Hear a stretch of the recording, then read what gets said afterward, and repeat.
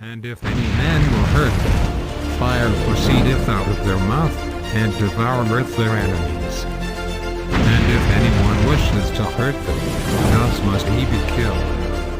वाले दो These गवाह have power to कब shut heaven, that it और rain क्यों not आएंगे? in the days of their आने prophets. वाले गवाह कौन है, कहां से आएंगे, आज पवित्र आत्मा बताने वाला है। सो वीडियो अंत तक अवश्य देखें। चैनल सब्सक्राइब नहीं किया तो सब्सक्राइब करके घंटी जरूर बजाएं।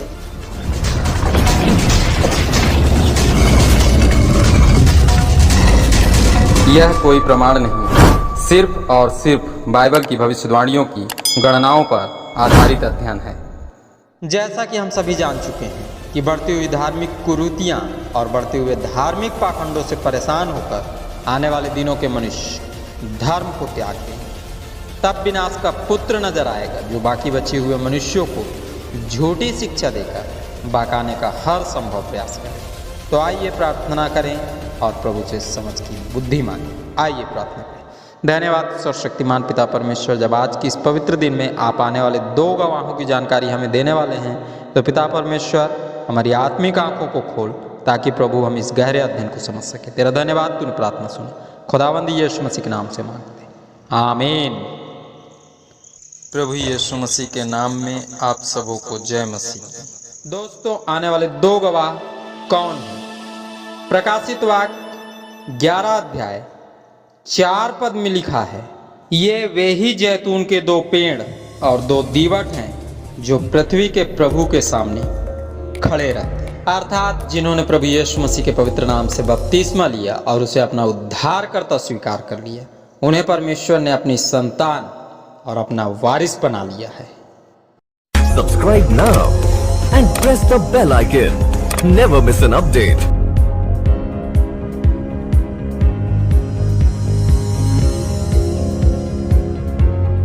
जो इसके विपरीत है, अर्थात जिन्होंने बपतिस्मा नहीं लिया, प्रभु यीशु मसीह का इनकार किया, उसका तिरस्कार किया, बाइबल के अनुसार वे अन्य जाति हैं। सो उत्पन्न होने वाले नए धर्म 2 प्रकार के होंगे, विश्वासी और अविश्वासी, जो आने वाले दिनों में मंदिर के बाहरी आंगन को रौंद रहे होंगे।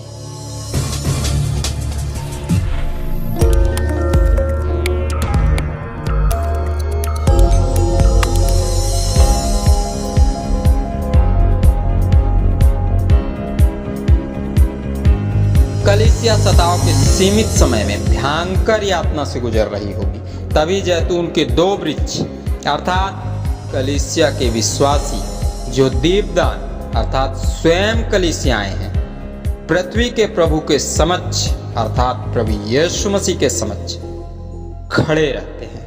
आने वाले 2 गवाह उन्हीं सच्चे विश्वासियों में से होंगे। अर्थात आने वाले 2 गवाह वे थोड़े से विश्वासी भी हो सकते हैं जो अपने विश्वास को दृढ़ता के साथ थामे हुए पूरी विश्वास योग्यता के साथ आत्मिक जीवन व्यतीत करेंगे। सताव में कई मार दिए जाएंगे, पर जो थोड़े से बाकी रहेंगे, दुख और शोक का पहरावा पहने हुए थोड़े समय अधिकार के साथ भविष्यवाणियां करेंगे, आने वाले कष्ट का प्रचार करते रहेंगे। आपकी इस विषय में क्या राय है? कमेंट में अवश्य लिखें। सच्चे विश्वासी होने के नाते जय मसीह लिखना ना भूलें। आने वाले 2 गवाह की पहचान। प्रकाशित वाक्य 11 अध्याय उसके 5 पद में लिखा है, यदि कोई उनको हानि पहुंचाना चाहता है तो उनके मुंह से आग निकलकर उनके वैरियों को भस्म करती है, और यदि कोई उनको हानि पहुंचाना चाहेगा तो अवश्य इसी रीति से मार डाला जाएगा।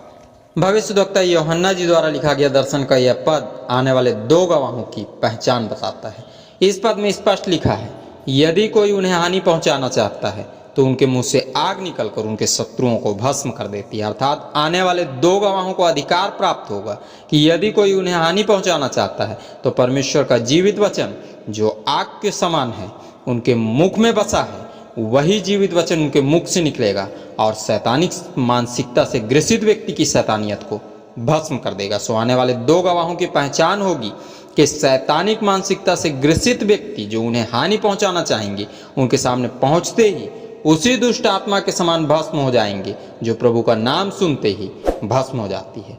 आगे लिखा है, इसी प्रकार अवश्य मार डाला जाएगा। अतएव उन दिनों के मनुष्य ऐसे हो जाएंगे कि शैतानिक मानसिकता के भस्म होते ही वे स्वयं मर मिटेंगे। ईश्वर के प्रति उनका विश्वास इतना कमजोर हो जाएगा कि वे अपने अंदर उत्पन्न हुई पाप ग्लानि से निकल ही नहीं पाएंगे। उन दिनों पाए जाने वाले मनुष्यों की हालत ठीक उसी प्रकार की होगी जिस प्रकार की हालत यहूदा इस्करियोती की हो गई थी। अर्थात उन दिनों के मनुष्य शैतानी प्रक्रियाओं में इस प्रकार फंस चुके होंगे कि पछताएंगे पर पश्चाताप नहीं कर पाएंगे। सो आने वाले सामर्थी प्रभु के दासों के मुख से निकलते वचन प्रभु के अगाध प्रेम व उसकी महान दया का एहसास करा के प्रत्येक पाप में फंसे व्यक्ति को प्रभु की महानता का दर्शन कराएगा। आने वाले 2 गवाहों की सामर्थ्य। प्रकाशित वाक्य की पुस्तक उसके 11 अध्याय की 6 पद में लिखा है, उन्हें अधिकार है कि आकाश को बंद करें, कि उनकी भविष्यवाणियों के दिनों में मेघ न बरसे, और उन्हें सब पानी पर अधिकार है कि उसे लहू बनाए, और जब जब चाहे तब तब पृथ्वी पर हर प्रकार की विपत्ति में। मैं इस्राएल के परमेश्वर का, जीवित परमेश्वर का सेवक हूँ, और उसके नाम में कहता हूँ कि मेरे वचन के बगैर बारिश नहीं होगी। इतना ही नहीं, जमीन पर ओस भी नहीं पड़ेगी। यूहन्ना जी द्वारा आज से हजारों वर्ष पूर्व बता दिया गया है कि उन दिनों नबूवत करने वाले विश्वासियों में वो सामर्थ भरी होगी जो सामर्थ पूर्व काल के भविष्यद्वक्ता मूसा और एलियाह में नजर आती थी। आपको अवश्य स्मरण होगा कि इन महान नबियों के दिनों में ये सामर्थ किस प्रकार नजर आई थी। राजा आहाब के दिनों जब उसकी पत्नी रानी एजेबेल पाप पर पाप कर रही थी, प्रभु के दासों को मार रही थी, सता रही थी, तब प्रभु के दास एलियाह ने आत्मा की सामर्थ्य से भरकर आकाश को बंद कर दिया था।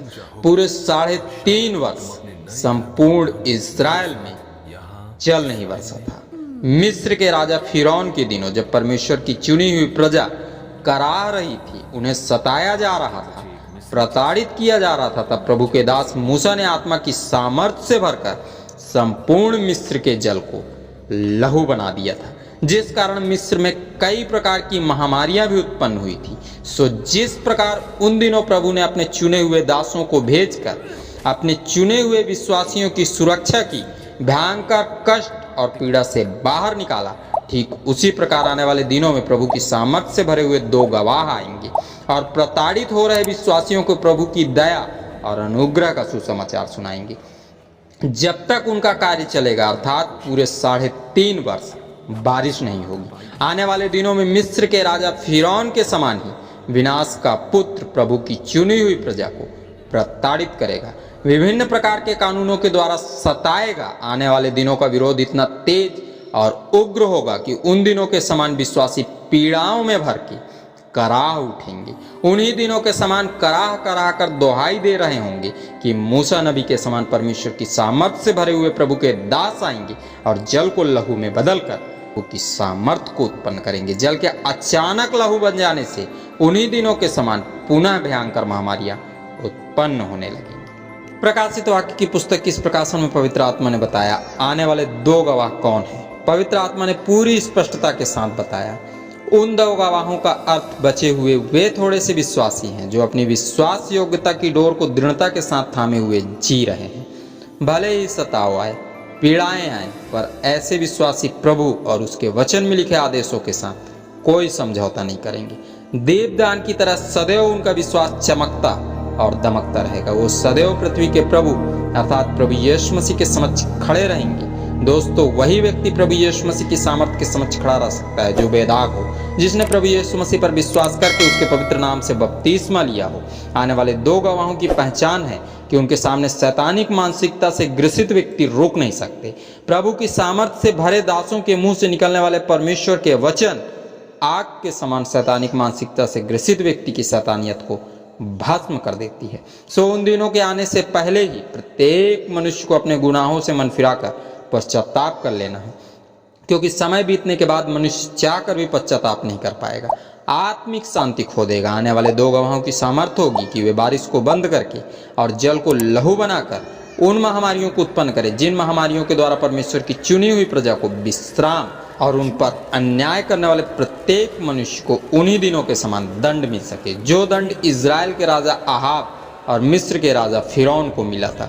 उन्हीं दिनों के समान यहोवा के नबी तो बचा लिए जाएंगे, पर बाल के नबी काट डाले जाएंगे। परमेश्वर की चुनी हुई प्रजा सुकून से सो रही होगी, पर मिस्र के पहलौठे भयंकर महामारी के शिकार बनकर मर चुके होंगे। सो आज के अध्ययन से मिलने वाले शिक्षा के पद को सदैव स्मरण रखें, जो फिलिपियों की पत्री उसके 4 अध्याय के 9 पद में पाया जाता। तो आइए हम इस पद को धर्मशास्त्र बाइबल से पढ़ें। जो बातें तुमने मुझसे सीखी और ग्रहण और सुनी और मुझ में देखी, उन्हीं का पालन किया करो। तब परमेश्वर जो शांति का सोता है तुम्हारे साथ रहेगा। आप सबों ने इस अध्ययन को ध्यान से सुना। आप सबों का बहुत बहुत धन्यवाद। खुदावंद यीशु मसीह के नाम में आमीन।